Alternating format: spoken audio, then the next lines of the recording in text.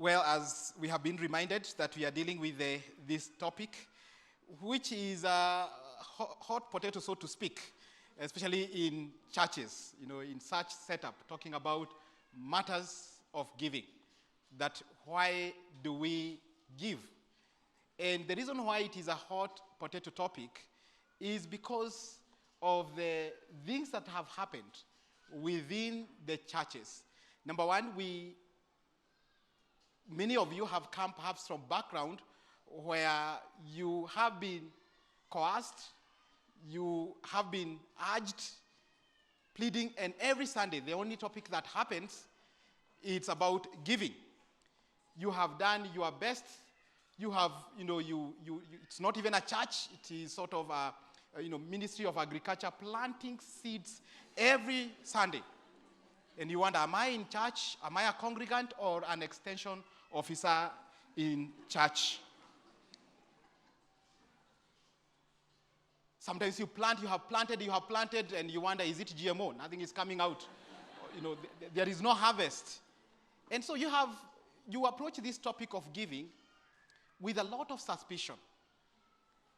Some of you, again, you may have come from places of backgrounds where there is perpetual request for church projects. So much so that every pastor who stands before you, they are only asking. I'm sorry that they have just reminded you about our project.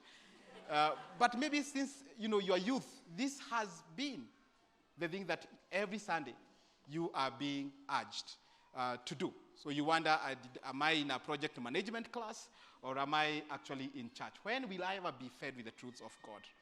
And so out of that, especially the seeds people, the Kenya Seeds Company, or people, one of the things that has happened is that you know every verse about giving because that's what you have grown up with.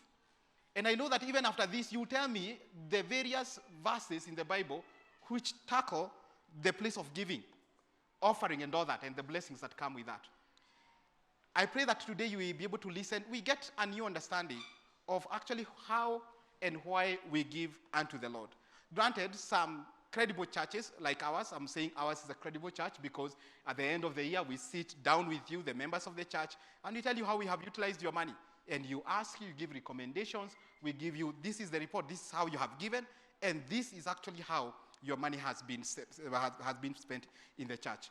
And so we do that even so that we can be transparent with what you are giving unto us. But for others, it is they approach this with suspicion because they have been swindled, they have been coerced, and they thought that they were building churches only to realize that they were building personal kingdoms. But this nevertheless, gives us a platform to be able to address why do we give and how do we actually give towards the Lord. But the topic of giving, as I've said, it's quite wide.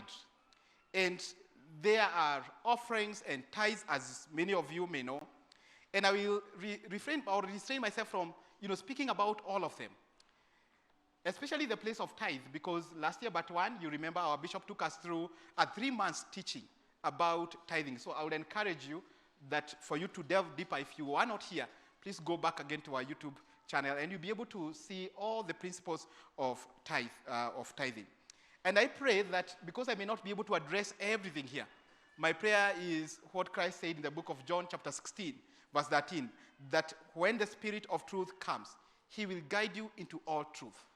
That because we may not have enough and sufficient time to tackle this, that indeed you'll be able to pray, God, reveal and teach me.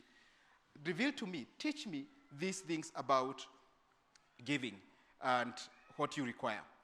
So today I will talk about just the principle of giving, that is the place of the offering, the first fruits, and also the heart of giving. So how we approach it in the principle of giving, we are going to look into three stories, and then later the heart of giving will be able to check from the story the story that is found in the book of Deuteronomy chapter 26. And the principle of giving, we are going to see three things. Number one, we are going to see that there are offerings that we give to God willingly. There are also offerings that we give towards God because we are grateful for the things that he has done. And then there is another offering where God actually asks, God demands, give me this and this so that I may continue building my kingdom. And after that, we'll check about the concept of the first fruits. And then after that, we'll see the heart of giving from the book of Deuteronomy. We'll finish with that. So please brace yourself. We'll try to make sure that we tackle all those things, and I pray that indeed it will be a blessing. So to the principle of giving, in Bible reading, when you read the Bible, there is something called the principle of first mention. That if you are struggling with a topic, understanding a topic, look where it was first mentioned in the Bible. And most of these topics, most of these doctrines, most of the concepts that we have in our Christian faith, you will find them in the book of Genesis, the book of beginnings. So if you want to understand something, look where was it mentioned first. And then from there you get foundational truths and principles about how to pursue or to read and to understand that particular topic. So for the principle of giving, we'll first start in the book of Genesis chapter 4. So if you may go there,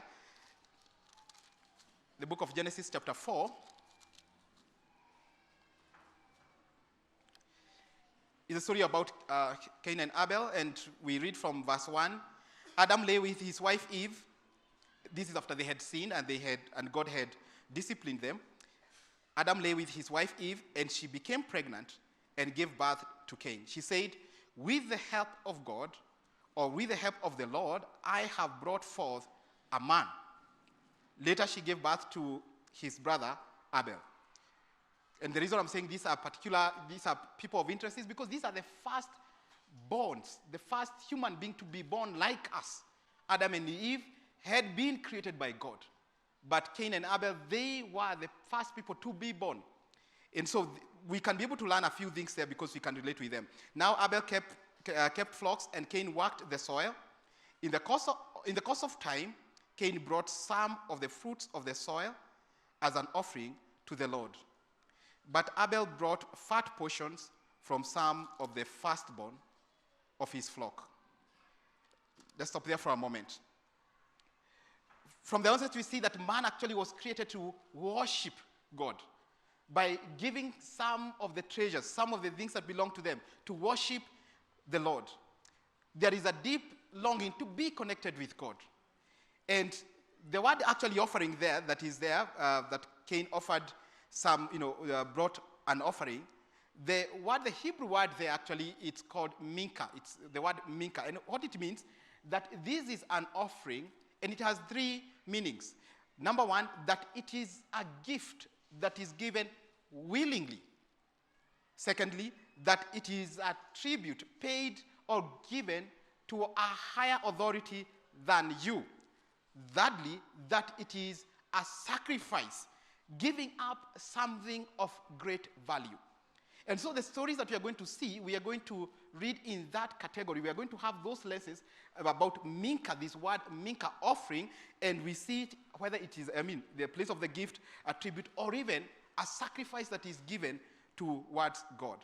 And so these guys, these two sons here, verse 4 says, but Abel brought fat portions from some of the firstborn. And the Bible says there, the Lord looked with favor on Abel and his offering. But on Cain and his offering, he did not look with favor. So Cain was very angry and his face was downcast. So the gift that Abel brought to the Lord willingly, and we are told that it is in the course of time. We do not know when. Then people used to live for hundreds of years. Maybe they were 400 years old or 500 or 100. We do not know. But it's most likely that this has happened in the past. So when they come and bring the Lord, the two sons, let's see what Abel brought. The Bible says that Abel brought fat portions. And what it means here is that Abel brought the gift or a sacrifice of quality to the Lord. That he brought the best. He selected. Again, it says there that they were the firstborn. And the firstborns, these were the strongest of the animals. The best genes, uncontaminated. So he chooses among the firstborns, but also the ones which are very, very fat for the Lord. We see from there that Cain didn't like it. And God didn't accept the gift of Cain and the gift itself, that is the offer from the soil. But from here we see that the reason, the gift or the sacrifice that Abel brought, the best he thought about it, he planned about it, he prioritized that this is what I am going to give to the Lord willingly, because we are not told that he demanded or anything like that. And out of that, getting the best from his flock, getting the choicest. Do you know what God did? The Bible says there that the Lord looked with favor. And if you're interested in reading some words, actually the word there in the original language means that the Lord gazed. The Lord stared at the gift. He loved it. He nodded, yes, this is it. This is what I want. This is what this is what I need. This man, his heart is at the right place. It's like God couldn't believe that someone from the human race can be able to do this. And the Lord looked at that with favor. It is perhaps the same thing that we, if you have been married, you remember the next day after your wedding, like me, I looked and stared at my wife. Gosh, this is mine now. After going through a horrendous time of planning the wedding and being frustrated with many things, the next day, I can't believe it. I think it's the same thing that Adam looked and stared at Eve. This is now bones of my bones, flesh of my flesh. She shall be called woman, for she was taken from me. Gazing and loving it. Do you know that God sometimes can gaze and love your gift? Do you give God a gift that he will be so happy about it? Not that God doesn't know things, but God will look at it and say, wow, I am happy, I am amazed, I am surprised, I honor this man or woman because of the gift that he has given. Cain's heart wasn't like that. He was looking at other things. He was full of pride, and out of that, his face was downcast. The thing is this, friends, that even after Abel giving the best, he was killed by his older brother. That the first worship service, ended up 50% of the congregants dying, so to speak, if you get what I'm saying. 50% because of an offering. And since then, churches have struggled. People of God have struggled with this idea of giving. God calls us to worship him in truth and in spirit, like Abel did. I want you to, as you give to the Lord, always be evaluating the gift that you are giving. Is it of quality? Is it the best? Minka, the best, set apart and willingly offered to the Lord. Let me mention about just two people that, they haven't given me permission to do this. I'm not even actually going to even tell you the names. But in this church, you know that you cannot lack water. One of the things that we have said is that you will not lack water. You may lack parking space, but if you're thirsty, you will find water in this church. And I know that many of you have enjoyed. I see some of you with your water bottle, getting out, going home and you getting water. But let me tell you the story behind that. There is a family within this congregation that has been giving us water since the first day that we came to this church. And every week, we don't buy water here in this church. You don't use your tithes and your offerings to buy water here. Someone has willingly given, and the best, purified water, and it is brought here. We don't even need to ask. They always, do you guys have water? And they send their employees here so that you, brothers and sisters, may be refreshed. For 7 good years, we have never lacked that. Do you know how many liters you drink every Sunday? You take about 20 bottles. That is about 400 liters every Sunday. The first service they have done, they are 300. You guys, you have your 100. But it is given by a family who have said, we are grateful to God and we offer this willingly. Do you like these flowers here? Do you see them? They are very beautiful. And every Sunday, there are always flowers here. Different colors, changing different styles. Very, very, very beautiful. But for 7 years, since the first day that we landed here, our family came here and said, we are grateful to God for bringing this church here. And flowers have been their commitment. We are on our 8th year. Do the maths. Every Sunday, there will be this. The funny thing is this, we don't see who brings them. You pastors, pastors can agree here. They can't lie. Trust them. I mean, at least you can trust these ones, not me. But we don't see. Brothers and sisters, we find them here. We find them here. And this family has, over the course of time, they have changed their employees. But even when they get a new employee, they know that on Sundays, there is somewhere where we take the best flowers for God. And some of you guys come around and you pick these flowers, you go with them home, and you enjoy. Your children, even some will pass by here today, and they will pluck some petals there to enjoy. But it is given willingly and a beautiful, the best of the flowers. And you guys can bear witness, isn't it? So that has been given like that. Let's check the second story. And that is from the story of Noah. So, Noah goes through experience a terrible season of God's judgment through a flood in the book of Genesis, chapter 8. And when he checks out of the ark, you can read the story later, Genesis chapter 8, verse 18. So Noah came out together with his sons and his wife and his sons' wives, all the animals and all the creatures that move along the ground, and all the birds, everything that moves on the earth, even mosquitoes, sorry, it's not there, all that came out of the ark, one kind after another. Then Noah built an altar to the Lord, and taking some of all the unclean animals and clean birds, he sacrificed burnt offerings on it. The Lord smelled the pleasing aroma and said in his heart, "Never again will I curse the ground because of man, even though every inclination of his heart is evil from childhood. And never again will I destroy all living creatures as I have done." The first thing that Noah does after God has saved him is to offer a burnt offering, an offering of gratitude, a sacrifice of gratitude to God for saving him. And his sacrifice, God admires that. And he is worshiping the Lord. He is risking it all. Because you ask yourselves, there were 2 cockroaches, there were two mosquitoes, there were 2 chameleons, there were 2 warthogs, and all that. 2. Where did he get these animals, the clean, the best, to sacrifice? Where did they come from?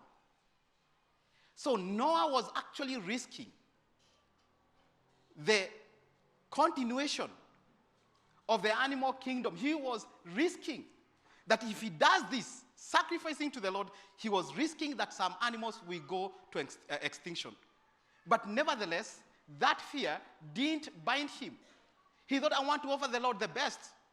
And you may ask, where did they come from? Maybe some of them, because they were there in the ark for long, maybe some of them gave birth in there. But instead of saving them and building a sanctuary for the animals, he offers it to the Lord.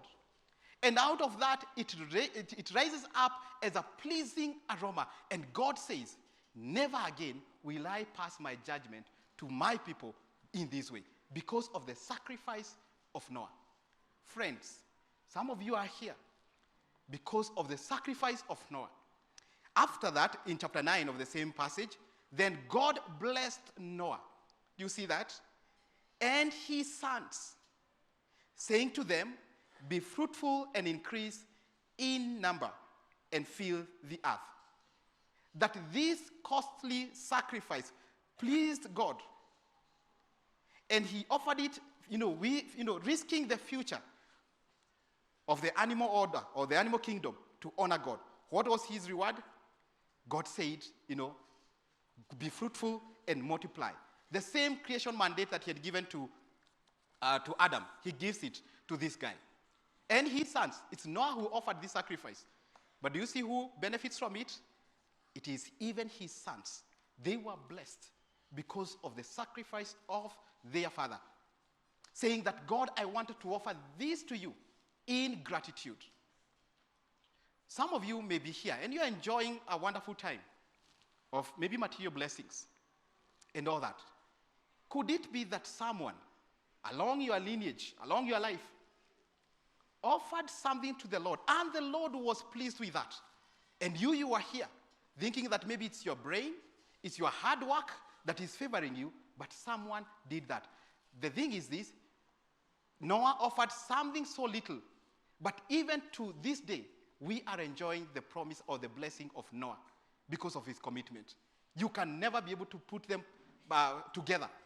It is not give and take. Wekelea, na mimi wekelea, kadi, wekelea. No. God blessed him, and thousands of years later, we are seeing those blessings.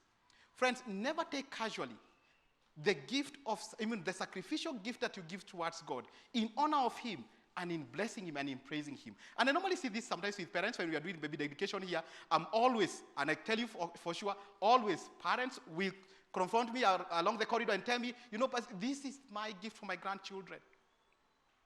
And some of you think that your children are so good, they are well behaved and all that because of you. It is because sometimes the offering that is even offered in secret about your children. I think God honors that and God blesses that. One time, together with my wife, we confronted our late parents, and we were telling them, you guys give a lot to the church, to the people, and to the needy. You give so much. Even your pension, you give it out. Why can't you be selfish? And I remember Joanne being told by Mom, we don't do this for us. We don't do this for us. We do this for our children. So the offering that we give is not for us. You're not going to benefit from that. It is for you. And I kid you not, those years that I've been married to my wife, Joanne, I've seen those blessings. My children are very brilliant, by the way. And we don't have those genes even in our lineage. At least for my wife, she's above average. She's not a genius. If she was, she would not have married me. She would not have made such a choice to get married to me. But our children have seen that. And sometimes always I'm reminded, maybe this sacrifice that our parents were giving, it could be the one. Some of you here, you think that you're so brilliant. You think that that your children are very good. You take your children, it's a school. Take your children to this. Check closely. And maybe you might find there is someone who was faithful towards God, and you are enjoying those blessings. How much so if you yourselves, you say, for my generation, this is what I'm committing towards the Lord. And God will always honor that. And God will be pleased with such a gift towards God. Don't take it casually, brothers and sisters. That is the story of Noah. Let's quickly check another story, the story of Abraham. In the book of Genesis chapter 22, God has already given Abraham a son called Isaac. And then one day, God asked for this blessing. So sometimes God will demand. And God is very specific. He says this in Genesis chapter 22. Sometime later, God tested Abraham. He said to him, Abraham, here I am, he replied. Then God said, take your son. And he would have taken others. Or even at that moment, he would have adopted very quickly. So God says, your only son. And if he would have lied to God, this is my only son. God says, Isaac. And if you can have maybe another Isaac in the house, whom you love. Very specific. And go to the region of Moriah, sacrifice him there as a burnt offering. A very hard decision. But Abraham takes the son, and they go and he lays him there because God has demanded. I have faith that he's able to do even more. And out of obedience, Abraham lays his son on that altar. And when he reaches out the knife, an angel of the Lord says, no. And this is what God says in verse 12. Do not do anything to him. Now I know that you fear God, because you have not withheld from me your son, your only son. By the time God, who is all-knowing, coming to say, now I know. It's like the joy that God has. He knew how he's going to respond. But God is overjoyed that I did ask this, and Abraham has responded in obedience. And do you know what happens after that? The angel of the Lord in verse 15 says, the angel of the Lord called to Abraham from heaven a second time and said, I swear by myself. Because God can never lie. There is no higher being above God. So God swears with himself. I swear by myself, declares the Lord, that because you have done this and have not withheld your son, your only son, I will surely bless you, and make your descendants as numerous as the stars of the sky and as the sand on the seashore. Your descendants will take possessions of the cities of their enemies, and through your offspring, all nations on earth will be blessed because you have obeyed me. All the nations of the earth. And sometimes you look at the technological sphere, landscape, you find people, Jewish people in there, controlling economies silently. Thousands of years later, that this promise of God is still being enjoyed by the people of God. The funny thing is this, God didn't take their sacrifice. He didn't take. Actually, the blessing that he gave to Abraham, you brothers and sisters in Mamlaka Hill Chapel Ruaka today, you are enjoying it. You are recipients of it. Nothing as beautiful as a sacrifice or an offering offered to God in obedience. It will outlive you. Thirdly, let me lead you, and I'm sorry that we are reading quite a number of these things, but I hope that you get the concept. In the book of Proverbs chapter 3, verse 9, it says this, honor the Lord with your wealth, with the first fruits of your crops. Then your barns will be filled to overflowing, and your vats will bring over with new wine. Honor the Lord with the first fruits. The word there is, the Hebrew word there is reshit. I don't know if it's what we get the receipt, the word receipt, I don't know. But it's reshit. And it says the beginning, the first, the choicest parts, the best in ranking, consider me with that. That am I, if myself as God, am I the first one? Or is there someone else? This is the funny thing about God. God gives you, then trust that you're going to honor him. You know, even the government cannot trust you. They first take, then they give you and then they ask you, tell us how much you have given us. You guys are doing that, right? Very unfair. You have taken, then I tell you how much I have given. God gives you, then trust that in obedience, you are going to honor him in that way. So that's a word there, reshit. It's the same word that we use in the beginning. When you read the first verse in the Bible, Genesis, in the beginning, God created something perfect, beautiful, elegant. That before subdivision, that God comes first. That I honor God even before I do other things. That I honor God with the first fruits. And this could not just be the salary. Sometimes you get windfalls. You get money that has come from nowhere. You are not anticipating it. You know, there are dividends that sometimes come. Unexpected income. There could be a windfall. That is your first fruits. And God says, honor me with that. And do you know what happens? That there will be unprecedented blessings about that. And then your barns will be filled to overflowing. Actually, the word overflowing there is the word that we like, breakthrough. You know, that's actually the word. You know, that there will be breakthrough, something like that. Overflow to the brim, that there will be, to break through. That's what it says. Will you honor God with your reshit? Honoring and obeying and pursuing God in that way. Finally, let's check the last story that is in Deuteronomy chapter 26. Let's go through that so that we may understand now. That is the principle of giving. God will ask us to give him. Sometimes he will demand. But many times, God desires that we'll offer freely to him in honor and in worship of him. And sometimes there will be gifts of gratitude. Lord, you have been so gracious to me.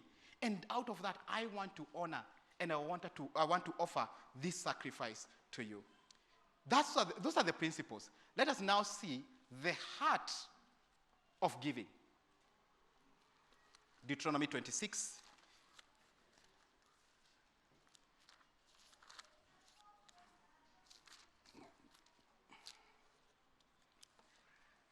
The Bible says, when you have entered the land that the Lord your God, let me stop there.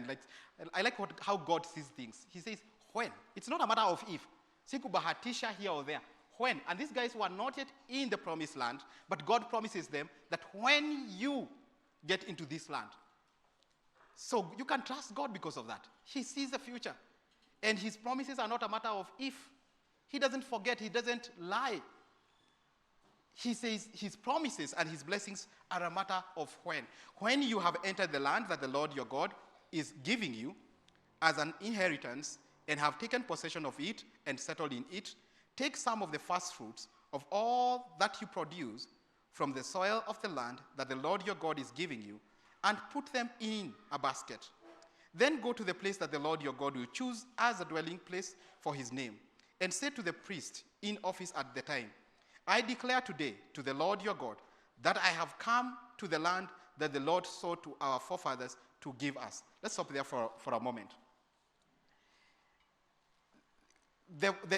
We see again the word, our word there, Reshit, in verse 2. Take some of the first fruits. Consider me first. That when I have given you this land, that the land will be entrusted to you as stewards.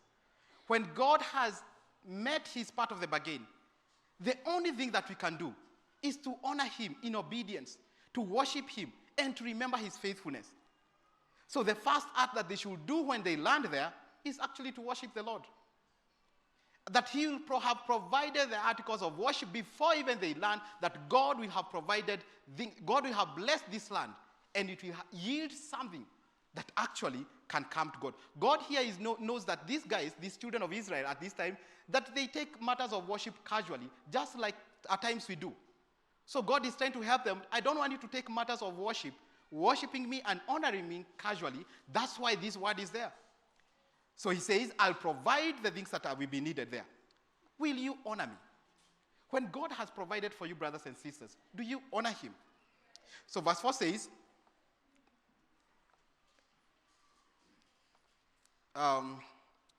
the priest shall take the basket from your hands and set it down in front of the altar of the Lord your God. And there is a reason there why God will use those two words there, Jehovah and Elohim. God, which is translated from Elohim, showing his power, showing his might. And the Lord, God of the covenant, a relational God, the one that we relate with. And many of us here don't doubt the power of God. We doubt, or we don't like relating with him. That's why we say that, no, I know there is a higher power. But you don't want to have a relationship with him. There is a reason why those are repeated together. Know that I am the mighty God, the powerful King, but also know that I am Emmanuel, God with us, relating with us. So for the friends who say that I am religious and not spiritual, something like that, it is not a biblical thing. It's not a nice thing actually to say. God expects you to know his power, but also to know him personally. So he says there, verse 5 says, then you shall declare before the Lord your God, my father was a wandering Aramean, and this was Jacob. He went down into Egypt with a few people and lived there, and became a great nation, powerful and numerous. But the Egyptians ill-treated us and made us suffer, putting us to hard labor. Then we cried out to the Lord, the God of our fathers, and the Lord heard our voices, and saw our misery, toil, and oppression. So the Lord brought us out of Egypt with a mighty hand and an outstretched arm, with great terror and with miraculous signs and wonders. He brought us to this place and gave us this land, a land flowing with milk and honey. So God is saying, recount the history, confess. And the priest is there to guide you just in case you forget something. No. You have jumped a verse there. Repeat it exactly as it is. That only after they have recounted what God has done, not just recounting with the lips, but also these words planted in their hearts, that then the priest receives the reshit, the first fruits. God, again, I've said here, was helping them not to be casual with their giving, like Cain was, very casual. If it's about God, if you are giving a gift towards God, take a moment and recount the goodness of God. If you take a moment to recount, then your attitude towards your giving will change. Your attitude will change. So God says, recount it. Think about it. Plan about it. Sometimes we take these matters casually, that, it hits us. We know that if I'm going to church, I'm going to sing, I'm going to hear God's word, but it is a shock and a surprise time for giving. Have you ever seen that? It's time to give. And you don't understand, why am I giving? And you sometimes think that you are giving a tip towards God. Pastor Grace ameongoza vizuri sana, let me just give to appreciate, the pastors. No, if you are giving towards God, let your attitude change. Know whom you are giving to. What is the story? Don't take casually the matters of giving to the Lord. It's not about the amount. It's about the quality of worship you give towards God at that time. So God says, recount the story. Remember where I have redeemed you from. Only then, when you have remembered, when you have recounted, then verse 10 says, and now I bring the first fruits of the soil that you, O Lord, have given me. When we recount, our attitude changes. We become we become joyful. We celebrate the goodness of the Lord, and we offer it willingly. If that shouldn't happen, God will not be pleased with that. You'd rather not give, because it will not be received. He says even there, my father was a wandering Aramean. Actually, the word there, wandering, is that he was a perishing Aramean. That is Jacob, when he had ran away from his brother. Recalling the humble beginnings. Where have we come from? The reason for this is so that you can be able to testify what God has done in the past, the victories that God has given you in the past. Remember it, because Christians, we have a very short memory. I don't know if you guys know that. God does something, and then we move on quickly to the other thing. Remember it. And now I bring the first fruit of the soil that you, O Lord, have given me. That recounting what God has done yields into a moment of worship. Worship that is real, worship that is authentic, and out of that, God appreciates that, because God is not concerned about your giving. God is not concerned about you thinking that you're tipping the church or tipping the pastors. God will take care of us, by the way. He will. He says that, he never sleeps nor slumbers, watching over his church. You will sleep, I will sleep as well. Him is always awake, and he takes care of his church. And you see the church growing. He said that on this rock I will build my church, and nothing, even the gates of hell, shall never prevail. So he's engaged actively. So he says that these blessings that he has given you, recounting, is so that your focus may change. You may remember where it has come from. So then it says in verse 11, and you and the Levites and the aliens among you shall rejoice in all the good things the Lord your God has given to you and your household. That now people collaborate together and they celebrate and they acknowledge, this is our God. This is what God has done to our brother. This is what God has done to our sister. And together, the pastors, the rest of the people, and even visitors, like the way we are blessed today with visitors, they rejoice. So when God, when we ask you, how are you doing? Don't say that, no, when we celebrate that God has blessed you in one way or another. Don't say that, no kugeria money, kujaribu tu. No, recount what God has done. And do you know what? Now we celebrate, and even our faith and our trust in the Lord is increased. Your giving should result to a rejoicing. If you have ever given to God and your face is downcast, be careful. You're like our friend Cain. You are giving, whatever you give to the Lord, if it's the best, you have selected it, you have thought about it, should lead you to rejoice. As we have seen here, that the Levites and the aliens among you shall rejoice when they hear what God has done. When you have finished, verse 12, setting aside a tenth of all your produce in the third year, the year of the Lord, of the tithe, you shall give it to the Levite, the alien, the fatherless, and the widow, so that they may eat in your towns and be satisfied. And that's the work of the church. And many times when you give to us, when you give towards the Lord, even in this church, we are portion, we know who needs it. There are people in mourning. There are people who are grieving. There are people who actually are in need of food. And out of that, money is set apart so that even those in our congregation who are needy in one way or another, they will be ministered to. And you know what it says there? That they will be satisfied. The word there actually means, has another meaning, that they will be enriched. That even the time that they are mourning, grieving, or they are in need, that their lives will be enriched. And then the pastors join you there saying that, God, you are doing something in our congregation. Verse 13. Then say to the Lord, your God, I have removed from my house the sacred portion and have given it to the Levite, the alien, the fatherless, and the widow, according to all you commanded. I have not turned aside from your commands, nor have I forgotten any of them. You know, God knows that you will pretend like you have. Have you ever done so? You pretend, I'm forgetting. God says, say that you have not forgotten. Say that you haven't. And he says that these are sacred portion, because God doesn't want, even when we are mourning, God doesn't want us to be disoriented by grief.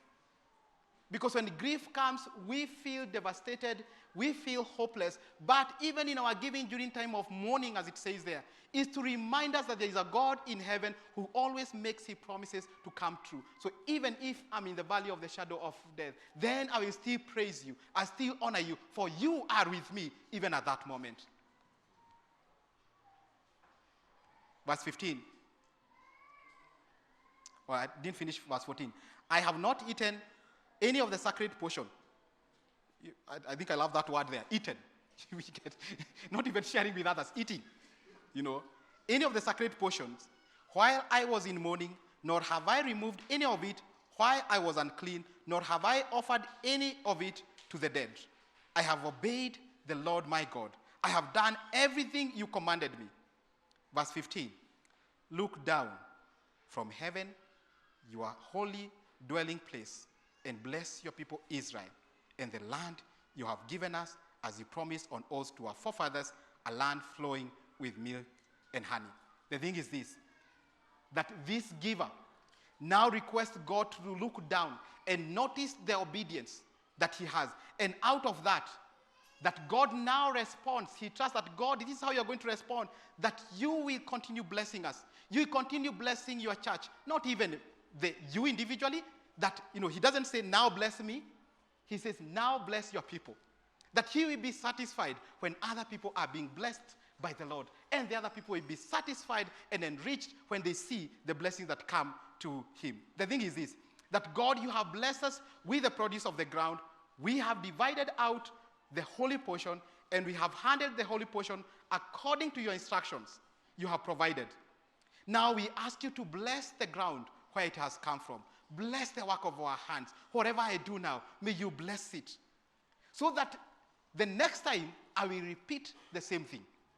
Not so that now I can have full, so that the next time I can repeat that. Friends, giving will find a place when you trust in the Lord, that he's the giver and he's the one who sustains. He's the one who encourages you. He's the one who grants you his favor. That's how we'll be able to appreciate giving towards the Lord. So how does this look like, friends? In your giving, prioritize God. The whole idea behind the first fruit is to put God first. The whole idea about tithing is to put God first. That you will be doing this because you honor and you love God. Now, if that is the condition, as you prioritize, then prepare to give. Prepare that, God, I am a steward of your blessings. And this is what I want to do. Some of you, it becomes like an emergency. You looking, what do I have? And all that. Prepare even beforehand. I know some of you, even during the week, you give even during the week. You have done standing orders in banks. Prioritizing that. Help your children in those binders in the Sunday school classes. Even during the week, that this is what we are going to give to the Lord. For God has been good to us. Prioritize that. And prepare to give. Not on Sunday, even beforehand. God says, put some in your basket. And the church or the temple is so far away. Even God didn't tell them where it will be. I will show you. And to some it were miles and miles. But prepare that this one is going to the house of the Lord. Then pray that you be obedient towards the Lord. Go to him in prayer. Ask him to guide you as you prepare to give. And do you know what? God is no man's debtor. God is no man's debtor. He says, if you obey me, this is what David said when he said that, I'm not going to give to the Lord a sacrifice that costs me nothing. We love free things as Kenyans, as you know. We love free things. But David says, I will not offer to the Lord that which costs me nothing. Later, David says these words, that I have been young, and now I am old, but I have never seen the righteous forsaken, or their children begging for bread. May we live to honor him and to obey him with that which he has blessed us with. May the Lord bless you, and may the Lord keep you.